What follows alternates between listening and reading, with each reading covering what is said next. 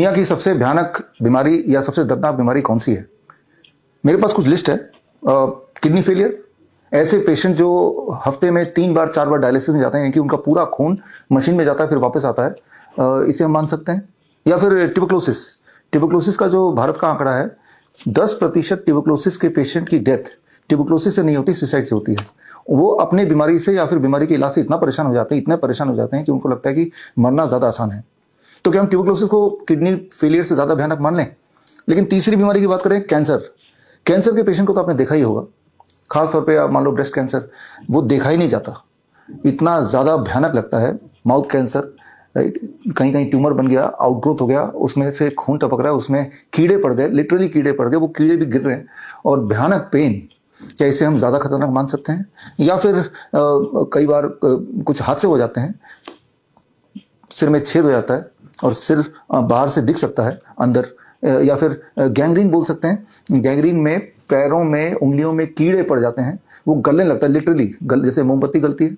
क्या इसे सबसे ज़्यादा भयानक मान लें? या फिर अंधापन, अचानक ही विजन लॉस हो गया, सुनने देखने की शक्ति चली गई, इसे और ज़्यादा भयानक मानेंगे?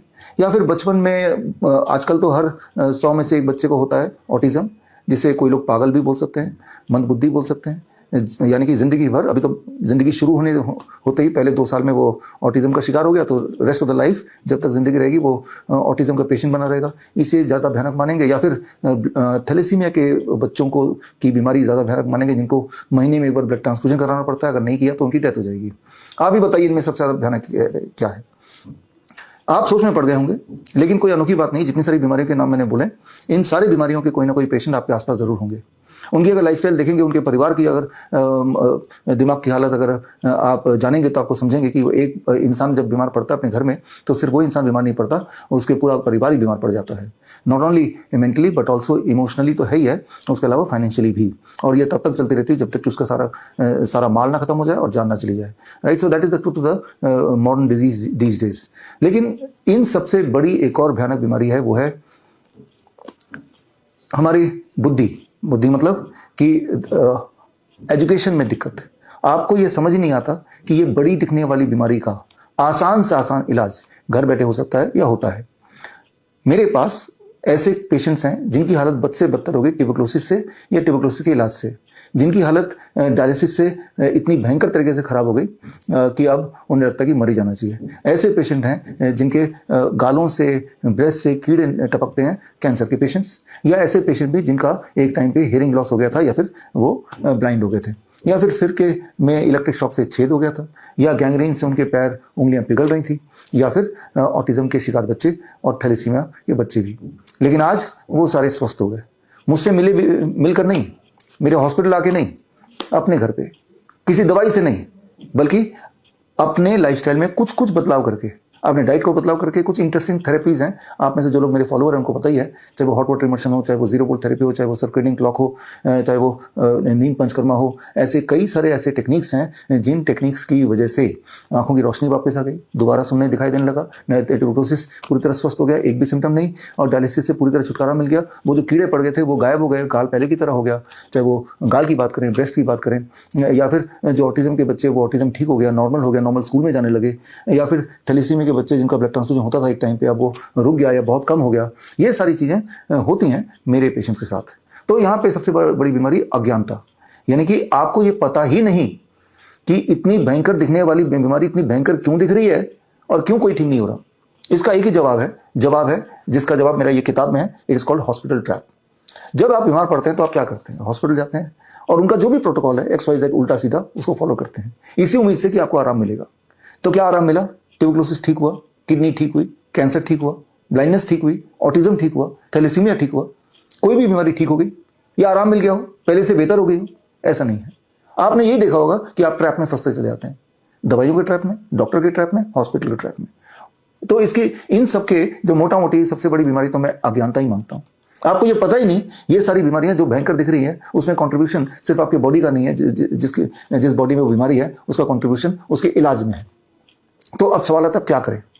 आपको सिर्फ अपने ज्ञान को बढ़ाना है छोटी छोटी बातों को अपने लाइफस्टाइल में डालना है और आप देखेंगे घर बैठे ही बड़ी से बड़ी दिखने वाली बीमारी, चाहे वो डायलिसिस के जाल में फंसने वाले पेशेंट्स हों जो लोग मुझे सुन रहे हैं, या जिनके हीमोग्लोबिन डाउन हो गया, कमजोरी हो गई, एक्सट्रीम पेन हो गया, कैंसर के पेशेंट्स हों, या थैलेसीमिया के पेशेंट्स हों, या ऑटिज्म के बच्चे हों, या फिर ट्यूबरकुलोसिस के पेशेंट्स हों, जो भी मेरी बात सुन रहे हैं, लिवर के हों, हार्ट के हों, ये तो छोड़ ही दीजिए, छोटी मोटी बीमारियां, बीपी शुगर, ये तो कोई बीमारी नहीं, थायराइड ये तो बहुत छोटी है इनके सामने, राइट। तो जितनी सारी बीमारियां आप जानते हैं या आप उनमें से किसी एक बीमारी के पेशेंट है, तो सिर्फ और सिर्फ आपको अपनी नॉलेज बढ़ानी है, अपनी अज्ञानता को ठीक करना है, और आप देखेंगे बड़ी तेजी से आप ठीक हो सकते हैं। ऐसे ही मेरे पेशेंट ने किया और मेरे पेशेंट्स घर पे बैठ के ठीक हो गए। तो आपको क्या करना है, 23 जुलाई चंद्रशेखर आजाद जयंती है, 23 जुलाई को बाल गंगाधर तिलक जयंती भी एक अच्छा दिन, 23 जुलाई को 11 बजे ये सारे पेशेंट, जिन बीमारियों को मैंने नाम लिए, ये सारे patients Shri fort auditorium, Delhi का सबसे one of the biggest auditorium में आ रहे हैं अपनी कहानियां बताने अपने रिपोर्ट के साथ, ताकि आपको यकीन हो जाए सो कॉल्ड इनक्योरेबल डिजीज के तो क्योर ही नहीं हो सकता, इसका कोई क्योर ही नहीं है, यही आपको बताया गया है। लेकिन आप देखेंगे कि जो बताया गया वो सच नहीं, वो झूठ है, ताकि आप फंसे रहें बीमारी के जाल में। आपके बीमारी के जाल में फंसने से कुछ लोगों को फायदा है, बहुत फायदा है, बेहद फायदा है। ये वही लोग हैं जिन्होंने प्रोपेगेंडा मीडिया के तहत आप तक ये फैलाया हुआ है सालों साल से कि एक बार बीमारी में फंस गए तो जिंदगी भर ऐसे ही जीना है। इसीलिए अपने आसपास देखिए, खासतौर पे 40 साल से ऊपर के लोग, कौन ऐसा है जो अपने आप को पूरी तरह हेल्थी बोल सकता है? कौन ऐसा है जो बोल सकता है मैंने कोई दवाई नहीं ले रहा हूँ, पूरी तरह स्वस्थ हूँ? है ही नहीं। और जो स्वस्थ दिखते भी हैं अंदर से उनको खुद पता है कि उनको क्या क्या बीमारी है। खासतौर पर कोविड के वैक्सीन लगाने पर इनफर्टिलिटी कई गुना बढ़ गई है, इरेक्टाइल डिस्फंक्शन कई गुना बढ़ गया है, पीसीओडी कई गुना बढ़ गया है, लेकिन वो मुंह बंद। उनको लगता है कि अब ये सहना ही पड़ेगा, और सही रहे हैं। शायद जो आप सुन रहे हैं आप में से भी बहुत सारे लोग ये सह रहे हैं, लेकिन अब सहने की जरूरत नहीं है। आपको सिर्फ अपने अज्ञानता को पूरा ठीक करना है, वो भी घर बैठ के। मैं नहीं बोल रहा हूं कि आप मेरे पास आइए, मेरे हॉस्पिटल आइए, मैं सिर्फ इतना बोल रहा हूं 23 जुलाई को 11 बजे मुझसे जुड़िए। अपने घर से नहीं निकलना चाहते तो ऑनलाइन जुड़ जाइए, www.coronakal.tv में मैं लाइव मिलूंगा, मेरे पेशेंट्स मिलेंगे। अगर फिजिकली आना है, उन पेशेंट से मिलना है अपनी तसल्ली करने के लिए, तो आपका स्वागत है। लेकिन सीट्स लिमिटेड है, 2000 सीट्स ही हैं, इसीलिए स्क्रीन पर दिया हुआ जो लिंक है vishnu.com/convocation, यहाँ जाके आप अगर आप आना चाहते हैं तो आप अपना नाम वगैरह भर दीजिए, आपके साथ कितने लोग आएंगे वो भी भर दीजिए, तो हम आपको एंट्री पास भेजेंगे। इसका मतलब आपका सीट रिजर्व हो गया। हमारे लिए जानना जरूरी है कि आप आ रहे हैं कि नहीं आ रहे हैं, क्योंकि अगर आप आएंगे तो आपके आने के बाद आपका स्वागत, आपका खाना पीना, आपका रिटर्न गिफ्ट यही किताब है। ये 500 से ऊपर पेजेस की किताब है। ये किताब के अंदर मैंने ये डाला है कि बीमारी जो आपको है, चाहे उसका नाम ट्यूबरकुलोसिस हो, किडनी फेलियर हो, कैंसर हो, या उसका नाम छोटा मोटा डायबिटीज, हाइपरटेंशन, थायराइड हो, या फिर बड़ा बीमारी माना जाने वाला लिवर फेलियर हो, या फिर थैलेसीमिया हो, या ऑटिज्म हो, जो मर्जी आपको बीमारी का नाम हो, पार्किंसन एक्सेट्रा हो, उन सारी बीमारियों के जाल में कैसे फंसे, दवाइयों के जाल में कैसे फंसे, कैसे फंसाया जाता है, that is the first section. और सेकंड सेक्शन में उससे बाहर कैसे आए, और जो लोग ऐसे लोग जो बाहर हैं, ऐसे 200 लोगों की टेस्टिमोनियल इसी किताब में है। ये किताब का मकसद क्या है? 23 जुलाई का मकसद क्या है? मकसद सिर्फ एक है कि आप जहां कहीं भी हैं वहीं रहते हुए अपने आप को एजुकेट करके अपने आप को पूरी तरह ठीक कर लें, इन बड़ी दिखने वाली बीमारियों के जाल से बाहर निकलें। लेकिन उसके लिए थोड़ा एफर्ट आपको लगाना पड़ेगा अपने आप को एजुकेट करने के लिए। 2 तरीके हैं, ऑनलाइन आप जुड़ सकते हैं, जैसे मैंने बताया coronakal.tv on 23rd at 11 AM, या अपनी तसल्ली करने के लिए जो लोग पास रहते हैं, दिल्ली में रहते हैं, आसपास रहते हैं, आना चाहते हैं, आ सकते हैं, तो वो आ जाएं और 11 बजे आप मुझसे जुड़ें, लाइव हमारे पेशेंट से मिलें, तसल्ली करें, वो अपनी पुरानी रिपोर्ट, अभी की रिपोर्ट सारा लेके आएंगे। तो जो लाखों रुपए आप हॉस्पिटल में खर्च कर रहे हैं, क्या वाकई में इसकी जरूरत है? क्या इससे आपकी हेल्थ में 1% भी इंप्रूवमेंट हो रही है? The answer is no. तो क्या करें हम? वही कीजिए जो मेरे बाकी हजारों पेशेंट्स ने किए। और ये जो पेशेंट्स आ रहे हैं ये पूरे भारत से आ रहे हैं, भारत के अलग अलग प्रांत से आ रहे हैं, अपनी रिपोर्ट लेके आ रहे हैं। क्यों आ रहे हैं? क्योंकि आपको ये बताने आ रहे हैं कि आपका जो दुख और दर्द है जिसमें आप बैठे हैं, आपने मान लिया कि अब जब तक जिंदा रहेंगे इसी में रहना पड़ेगा, वो सत्य नहीं है।